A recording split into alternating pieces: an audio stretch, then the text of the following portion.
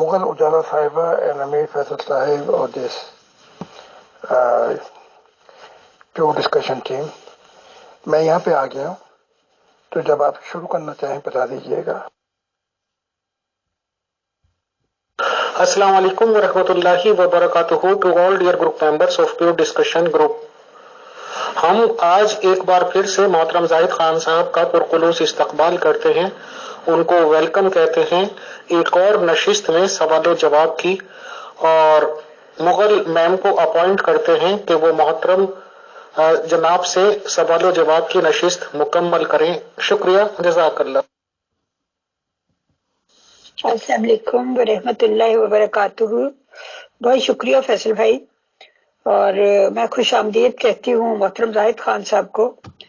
मोहतरम, हम जिस मौजू पे बात कर रहे हैं वो आपकी किताब से वो 32 पॉइंट्स हैं जो आपने बताया कि आलम अरवाह में मोहम्मद रसूलुल्लाह सल्लल्लाहु अलैहि वसल्लम से आपकी जब मुलाकात हुई और उन्होंने अपनी सीक्रेट टेस्टिमनी आपको कलम बंद कराई, तो उसमें उन्होंने ये 32 पॉइंट्स का जिक्र किया. हम उसमें से 21 कर चुके हैं.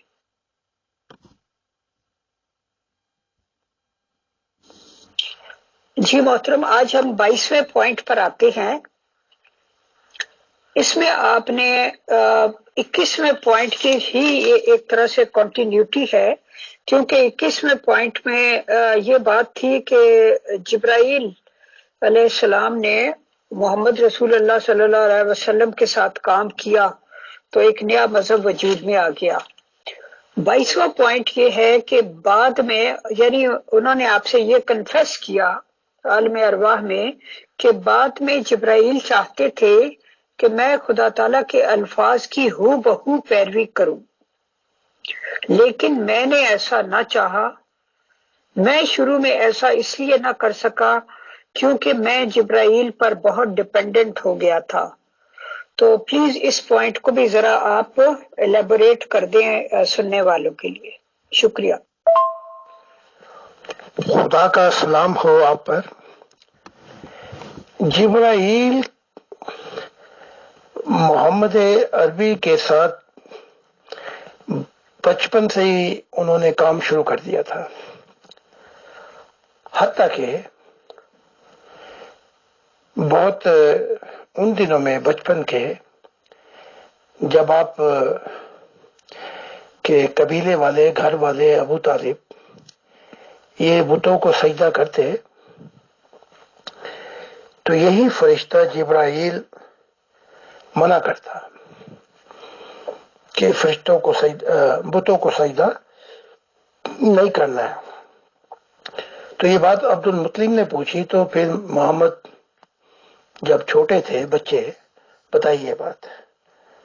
तो एक क्या होता है, जैसे उन्स हो जाता है बचपन से ही, कोई जब आपके साथ हो, जैसे अब्दुल मुत्तलिब से, दादा से प्यार हो गया था, तो ये बचपन से लेके जवानी तक मुख्तलिफ नज़ारे और औकात में ये फरिश्ता जिब्राइल इनको गाइडेंस देता रहा. ये मैं बात कर रहा हूँ नबूवत से पहले की.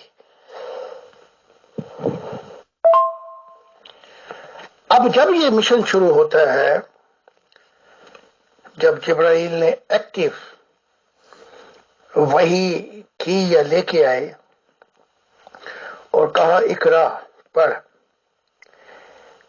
तो ये इस सूरत हाल से पहले ईसा, जो जिसे आप इब्ने मरियम कहते हैं, है तो नहीं वो, लेकिन उसका बाप तो है, तो ये खुदा के पास जाता है ईसा और दरखास्त करता है कि मजहब का मिशन नहीं, बल्कि मुझे इजाजत दी जाए काम करने की. तो हक ताला ने कहा कि ये बात तो जिब्राइल फैसला करेंगे, क्योंकि जिब्राइल ने बचपन से काम किया है. तो जिब्राइल ने अपना हक छोड़ दिया था कि ठीक है. तो जैसे बात के वाकयात हैं, इन दोनों की नहीं बनी और आखिर में फिर जिब्राइल ने आके काम شروع کر دیا جس سے ایک نئے مذہب کی بنیاد پڑی۔ اگر میں آپ کا سوال صحیح سمجھا ہوں تو یہ اس کا جواب ہے، اور اگر نہیں سمجھا ہوں صحیح تو یہ پھر آپ کا حق ہے کہ آپ مجھ سے دوبارہ پوچھیں۔ اب اگر عیسیٰ مشن کام شروع کرتا ہے جیسے علایا کی روح یحییٰ کے ساتھ کام کرنا چاہتی تھی، اگر یہ مسیح کا مشن لیتا ہے محمد عربی، تو اس کا براہ راست پہ لنک ہو جاتا ہے خدا سے، اور خدا کی جو باتیں ہیں وہ انسانیت کو گھر پہنچا دیتی ہیں۔ مذہب کا جو اسٹرکچر ہے وہ ایک نئی سوسائٹی، نئے لا اینڈ آرڈر کو جمع کرتا ہے، اور آدمیت کی گاڑی کو، ریل گاڑی کو پٹری پہ چڑھاتا ہے، تاکہ پھر آگے آنے والا مذہب سے آگے نکل کر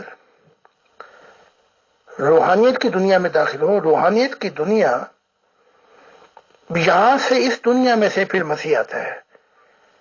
یہ ایسا نہیں ہوا تو وہ معرفت الہی کے دو چار جو بھی راستے وہ بھی رہ گئے بیچ میں ہی، اور اسلام کی صورتحال موسیوی شریعت جیسی ہو گئی۔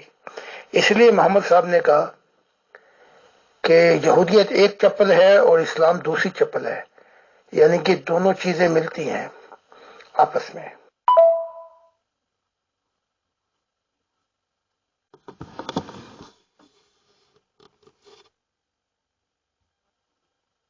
جی محترم، شکریہ۔ آپ سوال تو بہت اچھی طرح سمجھ گئے اور آپ نے اس کا جواب بھی دے دیا، لیکن ہوتا یہ ہے کہ جب آپ جواب دیتے ہیں تو اس میں سے کئی نئے سوال پیدا ہو جاتے ہیں۔ اب مثال کے طور پہ آپ نے پہلی آڈیو میں یہ فرمایا کہ جبرائیل علیہ السلام نے رسول پاک صلی اللہ علیہ وسلم کے بچپن سے ہی ان کے ساتھ کام شروع کر دیا تھا۔ یہاں نمبر ایک سوال یہ ہے کہ انہوں نے کبھی اس بات کا کسی سے ذکر نہیں کیا، مطلب ہم ان کی پوری لائف میں، حتیٰ کہ وہ 40 ایئرس کے ہو گئے اور جب حضرت جبرائیل ان پر اپیئر ہوئے اور ان کو اقرا کہا غار حرا میں، تو تب انہوں نے ذکر کیا، لیکن اس سے پہلے بھی وہ اپیئر ہوتے رہتے تھے، اس کا ذکر نہیں کیا۔ یہ تو نمبر ایک سوال ہے۔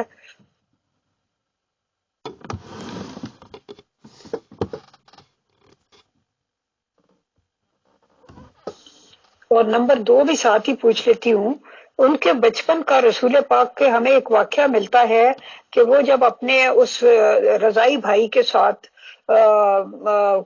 بکریاں چرا رہے تھے تو وہاں پہ کوئی شخص آیا اور اس نے ان کو لٹا کر ان کا سینہ چاک کیا اور دل کو نکال کر دھویا، اور اس میں سے کوئی کالا سی چیز نکال کے لوتھڑا سا باہر پھینک دیا، اس کے بعد دل کو دھو کے دوبارہ اندر رکھ کے دوبارہ سینے کو سی دیا، اور وہ بچہ بڑا خوفزدہ ہو گیا، اور اس نے گھر جا کر دائی حلیمہ کو یہ سارا واقعہ بتایا، اور آپ خود بھی کافی خوفزدہ تھے جب گھر آئے۔ تو کیا اس سینہ چاک کرنے کے کوئی نشان وغیرہ ان کے بدن پر تھے، اور کیا یہ کوئی کشفی واقعہ تھا؟ اگر یہ کشفی واقعہ تھا تو اس دوسرے بچے کو بھی دکھائی دیا؟ ان ساری باتوں کا پلیز جواب دیجیے گا۔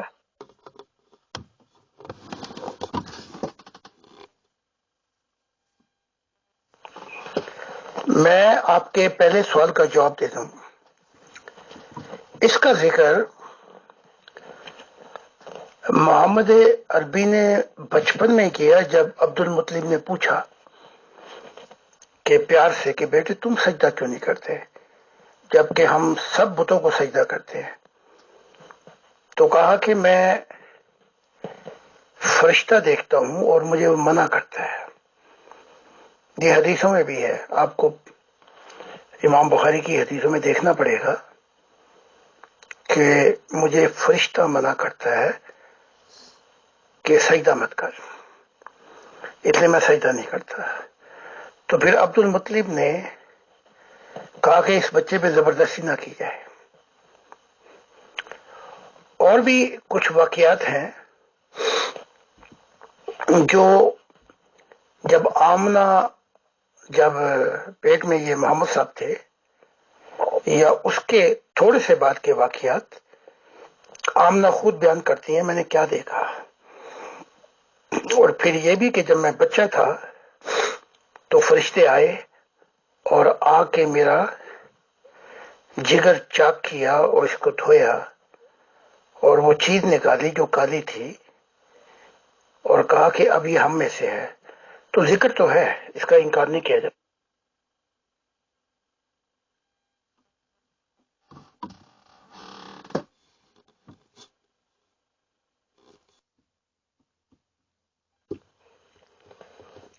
یہ ایک کشفی واقعہ تھا. اور پہلے یہ بات سمجھ لیں کہ ہمیشہ جبرائیل نہیں آتے. جبرائیل کے نیچے کھربہا فرشتے ہیں، وہ بھی آتے ہیں، وہ بھی کام کرتے ہیں. تو جبرائیل خاص خاص اہم وقتوں میں آتے تھے جب ضرورت ہوتی تھی. تو جب یہ اس کشفی واقعے کے بعد یہ دونوں بھاگے ہیں، محمد عربی بھی اور وہ ذرائی بھائی بھی، تو دائی حلیمہ جو تھیں وہ بھی لے کے آئی بچے کو ان کی ماں کے پاس، آمنہ کے پاس. مجھے الفاظ اس وقت ذہن میں نہیں ہے. محمد صاحب کی والدہ کے پاس، اور کہا کہ میں اس بچے کو آپ کے پاس چھوڑنا چاہتی ہوں. تو پھر آمنہ نے کہا کہ شاید تم سمجھتی ہو کہ اس بچے پہ کوئی جادو ٹونا یا کوئی جن وغیرہ ان کا اثر ہے اس بچے پر. ایسا نہیں ہے. تو وہاں وہ واقعی بیان کرتی ہیں کہ جب میں حمل سی تھی تو میں مشرق سے روشنی دیکھی. میں نے اس روشنی میں نے بہت سے، یعنی کہ وہ روشنی کے اندر میں نے وہ دیکھا جیسے بابلون اور یہ جو بڑی بڑی حکومتیں تھیں. تو میں یہ نہیں سمجھتا کہ میرے بچے پہ کوئی اثر ہے. اور میں نے محلات دیکھے یہ اس عراق کی طرف کے، تو میرے بچہ ایسا نہیں ہے جیسے تم سمجھتی ہو. بہرحال وہ دائی حلیمہ ڈری ہوئی تھی تو وہ چھوڑ چھاڑ کے چلی گئی. تو یہ وہ واقعات ہیں. تو اس کے بعد غالباً 2 سال کا کم و بیش وقفہ پڑتا ہے تو آپ کی وفات ہوئی. اور پھر دادا جو تھے عبد المطلب، انہوں نے یہ نام رکھا تھا یا انہوں نے کچھ غالباً دیکھا تھا. بنی کلاب جو تھے اس دوران انہوں نے دیکھا تھا کہ اس کا نام محمد ہے رکھا. اور پوچھا گیا تو کہا کہ اس کی بہت تعریف کی جائے گی. تو یہ بہت سے واقعات ہیں جو کشفی نظارہ ہے. کوئی بچے کا جگر چھری سے نہیں کاٹا گیا، کوئی زخم نہیں تھے، یہ روحانی واقعہ ہے. جی محترم، اسی ریگارڈنگ اگلا سوال یہ ہے کہ جب وہ کہا جاتا ہے غار حرا میں حضرت جبرائیل علیہ السلام محمد رسول اللہ صلی اللہ علیہ وسلم پر اپیئر ہوئے اور تو انہوں نے اقرا کہا اور آپ نے فرمایا کہ میں پڑھ نہیں سکتا، اور اس طرح بار بار کہا، پھر گلے سے لگا کے بھینچا اور وغیرہ وغیرہ. تو پڑھ کیا چیز وہ پڑھنے کو کہہ رہے تھے؟ کیا کوئی تختی دکھائی جا رہی تھی؟ کیا کوئی لکھی ہوئی چیز دکھائی جا رہی تھی؟ یعنی پڑھ کہنے سے کیا مراد تھی؟ اچھا، وہ جو آمنہ بیوی کہتی تھی محمد صاحب کے والدہ، وہ شام کے محل تھے کہ میں نے اس روشنی میں شام کے محل دیکھے. اچھا، بات آگے آ گئی. اقرا، پڑھ، اور پڑھ اپنے رب کے نام سے جس نے جمے ہوئے خون سے انسان کو پیدا کیا. اور پڑھ کے اسے علم سکھایا. تو تختی نہیں دکھائی جا رہی تھی، یہ عالم تھا کشفی نظارہ جس میں پڑھایا جا رہا تھا. لیکن ہیبت جبرائیل کی اتنی طاری ہو چکی تھی کہ ان سے نہیں پڑھا جا رہا تھا، کیونکہ انہوں نے تو پوچھا نا، خوف کا عالم طاری ہوا. تو پھر دوڑانے شروع کیے جب تیسری دفعہ بھیجا، کیونکہ جب یہ گھر آئے تو جب آسمان کی طرف دیکھتے تھے تو جبرائیل فرشتہ دکھائی دیتا جس کے پر سے آسمان ڈھک چکا تھا۔ بہرحال محمد صاحب گرتے پڑتے خوف کے عالم سے گھر پہنچے۔ میں غار ہرا گیا ہوں اور میں دیکھا ہے اس غار ہرا کو بھی، اور اس سے پھر میں نیچے بھی آیا تو آ کے کہتے ہیں کہ اے ختیجہ، مجھے اپنی جان کا خطرہ ہے کہ کہیں میں مر نہ جاؤں۔ تو یہ ہیبت کا عالم تھا، مجھے کمبل اڑا دے، حالانکہ یہ وہاں کی گرمی تو بڑی مشہور ہے، اور تو یہ تختی نہیں دکھا رہے تھے بلکہ ایک ہیبت کا عالم طاری ہو چکا تھا۔ جب کہا کہ جب آئے، جب آ کے کھڑے ہوئے، اس کی تفصیلات میں نے پہلے بھی لکھی ہیں کہ اپنی کتاب میں، جو اسلام کے اندر نہیں ہے، کہ ایک دو بار پہلے بھی وہ چیز اندر داخل ہوئی جس سے محمد صاحب گھبرا گئے۔ تو تفصیلات سے جس نے وہ غار ہرا کا واقعہ پڑھنا ہے کہ اس سے پہلے کہ یہ معاملات شروع ہوئے، میری کتاب کو پڑھ سکتا ہے۔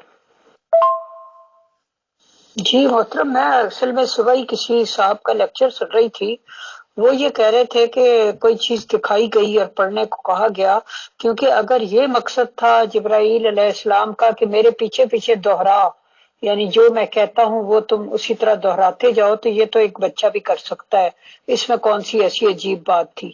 تو بہرحال یہ ان کا اعتراض تھا۔ دوسرا میں نے آپ سے یہ پوچھنا تھا کہ وہ اتنا زیادہ میرا مطلب گھبرا کیوں گئے ان کی ہیبت کی وجہ سے، جبکہ وہ بچپن ہی سے حضرت جبرائیل سے دیگر فرشتوں سے مانوس تھے، اور ایسے ان یوزول قسم کے واقعات ان کے ساتھ ہوئے تھے بچپن سے۔ یہ تو کوئی ایسا بندہ گھبرائے کہ جس کو فرسٹ ٹائم ایسا ایکسپیرینس ہوا ہو، یہ پلیز بتائیے گا، تھینک یو۔ اگر کوئی تختی ہوتی یا لکھا ہوا ہوتا تو پھر جبرائیل کو پڑھنے کی ضرورت نہیں تھی کہ اقرا، تو وہ تو یہ کہہ رہا ہے کہ جیسے خدا نے مجھے کہا اپنے سڑا کر کے کہ تو دوہرا میرے بات کے کہ میں الہی روح ہوں، تو جبرائیل تو خود پڑھے ہیں اقرا بسم الذی، یعنی کہ پڑھ، تو وہ تو خود بھی پڑھ رہے ہیں، تو اگر لکھا ہوتا تو پڑھنے کی کیا ضرورت ہے؟ تو جبرائیل پڑھ رہے ہیں، اور مراد یہ ہے کہ دوہرا۔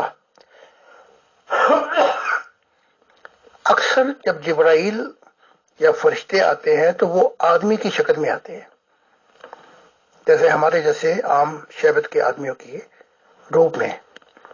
یہ اصل روپ تھا، اصل روپ میں آتے ہیں تو ڈر جاتا ہے انسان، کیونکہ بڑی ہیبت کی، ان کی بڑی ہیبت ہوتی ہے شکل و صورت میں، ڈرا دیتی ہے انسان کو۔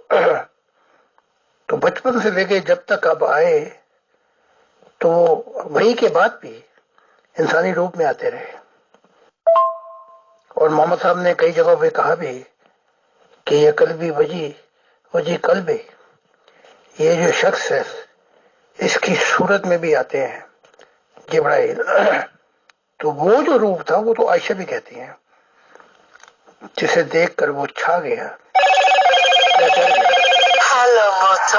تو یہ وہ روپ تھا، وہ اصل روپ تھا، اس کو دیکھ کر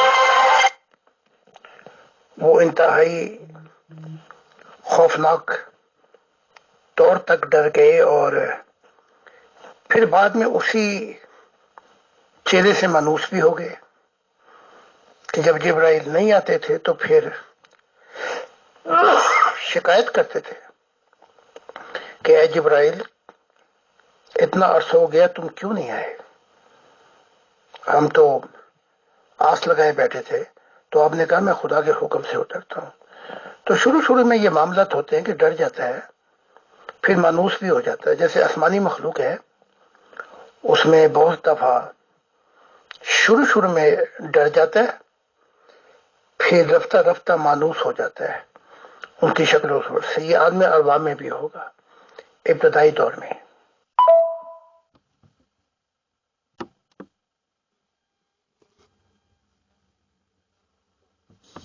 جی محترم، شکریہ. اگلا سوال جو ہے وہ ویسے میرے ذہن میں پیدا ہوا، اس کا اس سبجیکٹ سے تو کوئی تعلق نہیں ہے، کہ یہ جو اس زمانے میں عرب میں رواج تھا کہ اپنے جو بچے جو نئے پیدا ہوتے تھے ان کو دودھ پلانے کے لیے کنٹری سائڈ میں بھیج دیا جاتا تھا، اور وہاں سے مطلب ہے کہ وہ دایاس وغیرہ آتی تھی جو ان کو لے جاتی تھی.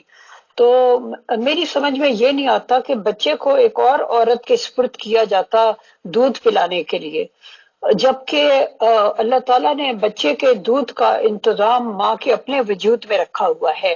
تو مجھے یہ نہیں بات سمجھ میں آتی کہ مائیں خود کیوں دودھ نہیں پلاتی تھی، اور جبکہ حضرت آمنہ جو تھی وہ خود بھی ویڈو ہو چکی تھی اور ظاہر ہسبینڈ بھی نہیں تھا، تو اور کوئی ایسا کام بھی نہیں تھا. میرا مطلب چلیں باقی عورتیں تو اگر بھیج دیتی تھی تو ان کی اپنے ہسبینڈ کے ساتھ اور اپنی باقی فیملی کے ساتھ ایکٹیویٹیز تھی تو چلو یہ بھیج دیا جاتا. لیکن اب ایک تو ماں پہلے ویڈو ہو، بچے کا باپ پہلے ہی فوت ہو چکا ہو، بچہ یتیم پیدا ہوا ہو، اس کے بعد چلو ماں کا دل بہل جاتا ہے اس بچے کو پالنے میں، اس کو دودھ پلانے میں، اس کے ساتھ اپنا تو وہ بھی بچہ بھی باہر بھیج دیا جاتا تھا، اور کئی عرصے کے بعد وہ ملوانے کے لیے دایاس لایا کرتی تھی.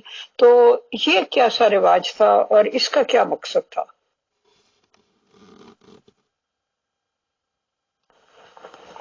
ایک تو یہ عرب کی ٹریڈیشن تھی اس وقت کہ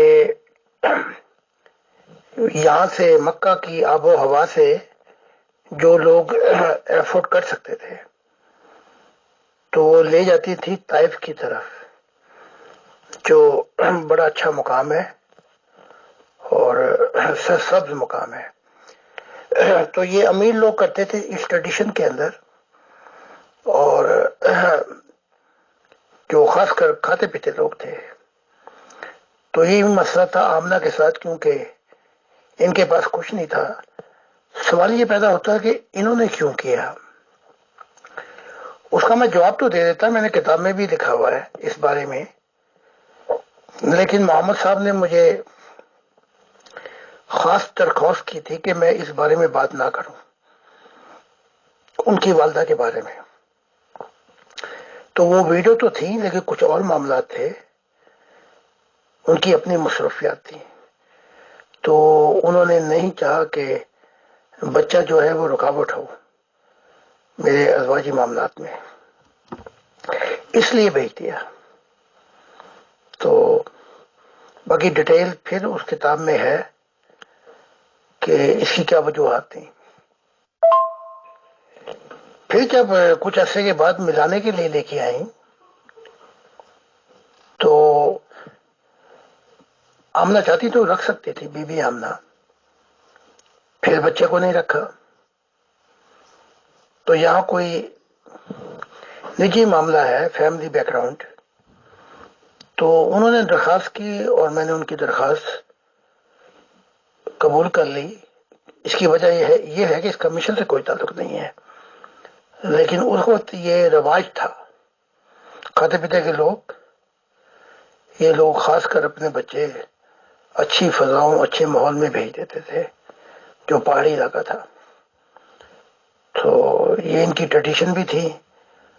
اور اس وقت دوسرے یہ کہ اس وقت قحط بھی پڑا ہوا تھا اور لوگ مردار کھانے پہ بھی مجبور ہو گئے تھے. یہ ساری وجوہات تھیں جس کی بنا پر یہ معاملہ ہوا.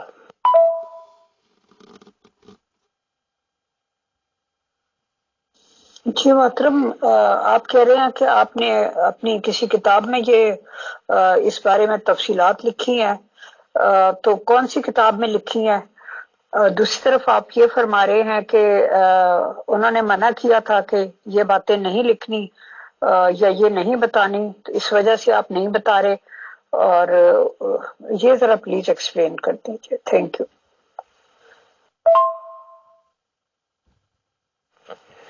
یہ محمد صاحب کی سیکرٹ ٹیسٹمونی ہے. وہ جو لال کتاب ہے, God reveal himself as a visible God to mankind, جو غالباً آپ نے پڑھی ہوئی ہے, یہ وہ کتاب ہے. تو اس میں بہت سے واقعات آپ نے اپنے شیئر کیے ہیں, کہا کہ یہ ایسے واقعات میں بتا رہا ہوں جو اسلام کو اس کی خبر نہیں ہے, نہ صحابہ کو نہ مسلمانوں کو, تاکہ موٹیویشن یہ تھا کہ وہ چیزیں بتائی جائیں جو ان اسلام والوں کو یا مسلمانوں والوں کو خبر نہیں ہے.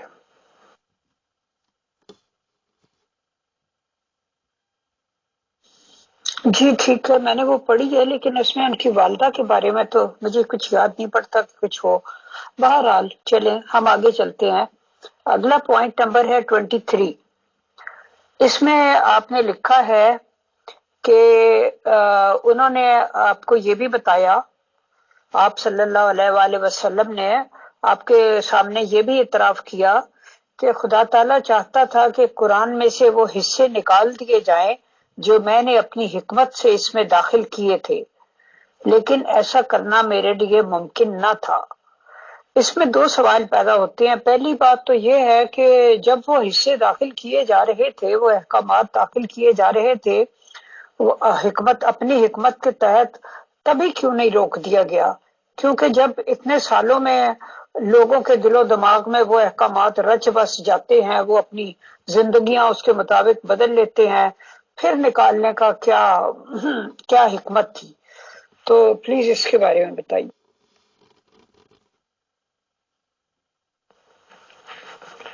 کانسٹیٹیوشن میجورٹی میں چینج بھی ہو جاتا ہے, اور وہ پچھلی کتابیں کیوں منسوخ کر دی گئیں, یہ بھی سوال اٹھتا ہے. تو خدا جب چاہے, جس ٹائم پہ چاہے, جب وہ وقت ہو کہ ایسا ہونا ضروری ہے, تو منسوخ کر دیتا ہے خدا. تو اس دوران میں شاید اس کی ضرورت ہو, بعد میں اس کو نکال دینا چاہا کہ ان حکمت کے پیغامات سے بعد میں نقصانات ہو جائیں گے, اور وہ ہوئے بھی بعد میں نقصان. تو اس کے بعد کہ خدا کیا چاہتا تھا, اس کے بعد تو میں کئی دفعہ بتا چکا ہوں کہ یونٹی آف ریلیجن کا میسج تھا. اس کے بعد وہ چیزیں آتی جو براہ راست خدا ہم کلام ہونا چاہتا تھا. تو کانسٹیٹیوشن جب چاہے خدا تبدیل کر سکتا ہے, جب چاہے. تو جب خدا نے چاہا کہ یہ بعد میں چیزیں نقصان دے گی, تو جبرائیل کو بھیجا, اور ٹائم لیمٹ بھی دے رہا تھا خدا.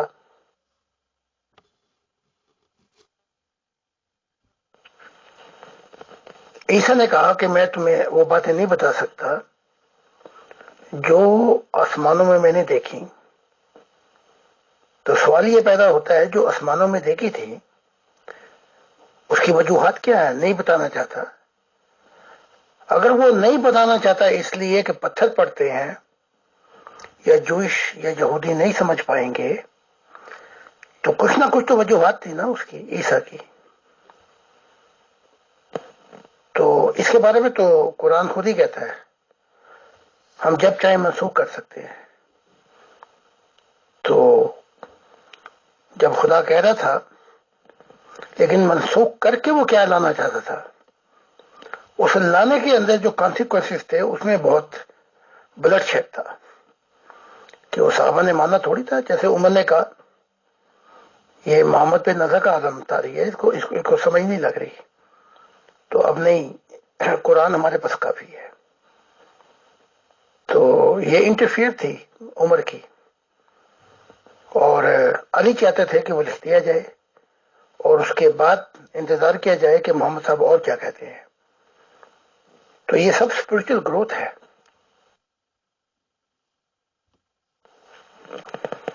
پھر اور بہت سے معاملات ہیں میری زندگی میں جو میرے مشاہدات اور تجربات میں آئے, جو میں چاہتا تھا کہ یہ پہلے آ جائیں, اور خدا نے مجھے منع کیا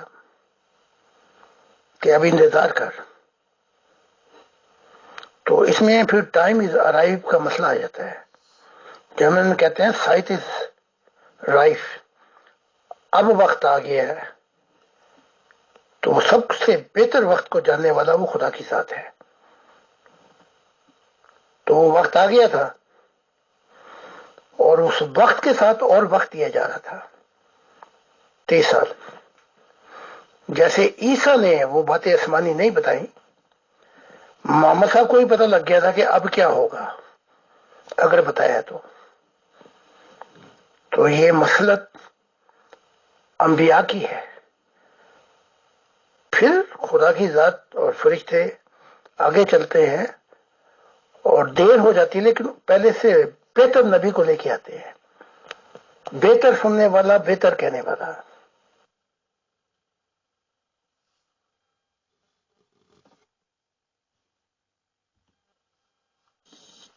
جی محترم شکریہ، لیکن مجھے بار بار چیزوں کو کلیئر کرنے کے لیے سوال کرنے پڑتے ہیں، کیونکہ بعد میں بعض لوگ مجھ سے کہتے ہیں کہ یہ جواب جو تھا یہ پورا کلیئر نہیں ہوا. تو میں لوگوں کی سوچ کو مد نظر رکھتے ہوئے مزید پوچھتی ہوں کہ آپ نے بالکل ٹھیک فرمایا کہ بے شک جب خدا چاہے وہ کانسٹیٹیوشن تبدیل کر سکتا ہے، وہ منسوخ کر سکتا ہے. تو اگر خدا تعالی چاہتا تھا کہ کچھ منسوخ کیا جائے، یعنی جو آپ نے اپنی حکمت سے داخل کیا ہے اس کو نکال دیا جائے، تو پھر یہ بات تو بڑی کہنی ایزی ہے نبی کے لیے کہ بھئی خدا تعالیٰ نے ہی یہ احکامات منسوخ کر دیے ہیں اور اس کی جگہ کچھ نئے احکامات آ رہے ہیں، کیونکہ آلریڈی قرآن میں یہ بات آ چکی تھی کہ اللہ تعالیٰ کی طرف سے کہ جو چاہے وہ احکام جو ہے وہ منسوخ کر دیتے ہیں، جو چاہے نئی تعلیم یا نئے احکامات لے آتے ہیں. تو یہ تو آلریڈی ایک آپشن موجود تھی کہ کچھ منسوخ بھی ہو سکتا ہے اور کچھ نیا بھی آ سکتا ہے.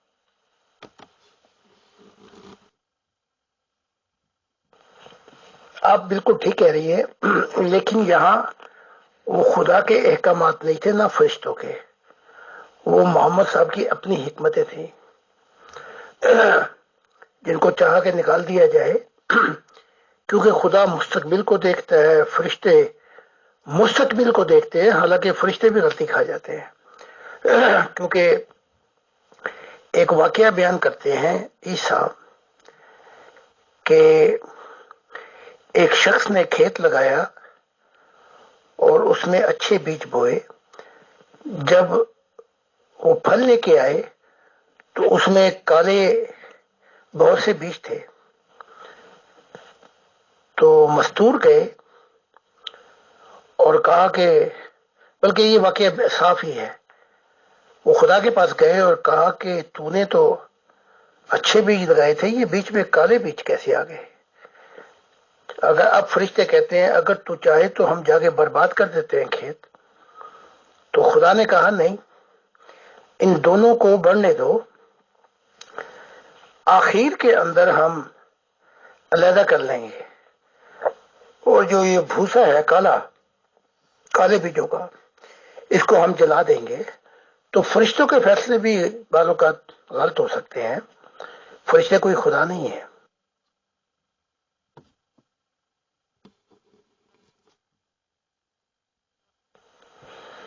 تو نہ وہ خدا کے احکامات تھے، نہ وہ فرشتوں کی اپنا کوئی حکمتیں تھیں، یہ سب حکمتیں محمد صاحب کی تھیں. تو اس وقت چلنے دیا، خدا نے کہا ابھی نہیں، کہ خدا جانتا ہے سب سے زیادہ وشڈم. تو جب فرشتوں کو بھی اس نے روک دیا کہ ابھی نہیں، ٹھہر کے، اور فرشتوں نے بھی انتظار کیا محمد صاحب کا، جب وقت آ گیا تھا تو پھر چاہا کہ ان میں سے سب چیزیں نکالی جائیں، کیونکہ جو حکمتیں محمد صاحب نے پیش کی ہیں اس سے نقصان بڑا انسانیت کا ہوگا.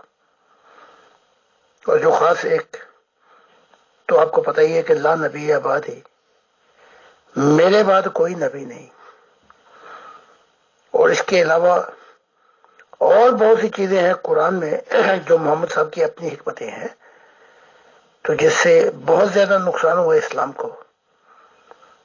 تو خدا دوسرا مشن دے رہا تھا اور اس میں بہت سی تبدیلیاں آتی ہیں، اور اس قرآن کو منسوخ نہیں بلکہ جو محمد صاحب کی چیزیں تھیں ان کو منسوخ کرنا پڑتا، اور اس کے اندر بڑے دفر پڑتے. یہ دیکھ کر محمد صاحب نے وہی فیصلہ کیا جو عیسیٰ صاحب نے کیا کہ میں نہیں بتا سکتا آسمانی باتیں، پتا تھا کہ اب کیا ہوگا.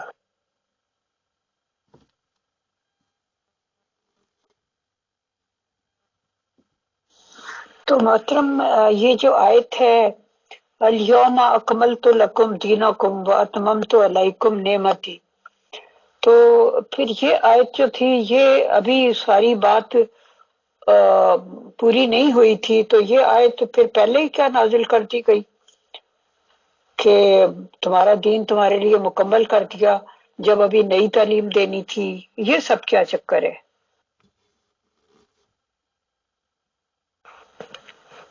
یہ لمیٹیشن آ جاتی ہے، محدودیت. جب کوئی آگے نہ جانا چاہے تو بس پھر وہ دیکھ لیتے ہیں فرشتے اس کی یہاں تک پہنچ ہے، تو کہا چلو پھر ٹھیک ہے، یہ تمہارے تک، تمہاری نعمت تمہیں یہ دے دیا، چلو پھر اسی راستے پہ چلو، اور اس راستے سے کوشش کرو. کیونکہ قرآن خود ہی کہتا ہے وضاحت میں، ہم نے چھوٹے بڑے رستے بنائے ہیں، الہامی رستے یعنی کہ راہیں، تاکہ تم اپنی ان راہوں سے اپنی منزل مقصود تک پہنچنے کی کوشش کرو. تو پوری دنیا کے لیے یہ نہیں اکمل ہوا، وہ دیکھ لیتے ہیں کہ اس کی لمیٹیشن آ گئی ہے، اس کی اسپرچل گروتھ یہاں تک ہے، تو پھر یہ آیت آپ کے سامنے ہے. تو اگر اس میں بھی دیکھا جائے تو یہ جبرائیل کی طرف سے نہیں ہے، یہ اپنی محمد صاحب کی اپنی حکمت ہے، لیکن اس پہ کل گفتگو کر لیں گے.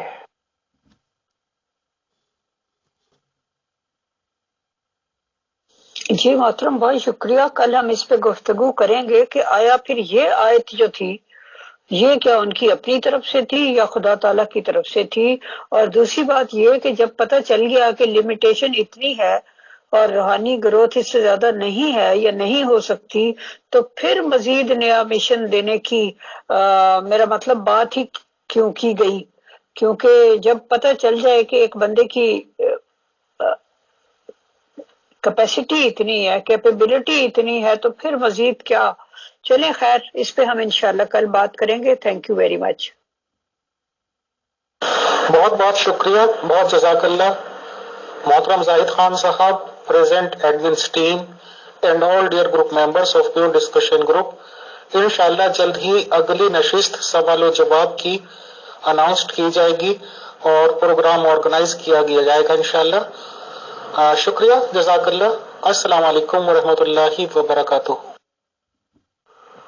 جی کل ہم اس پہ بات کریں گے.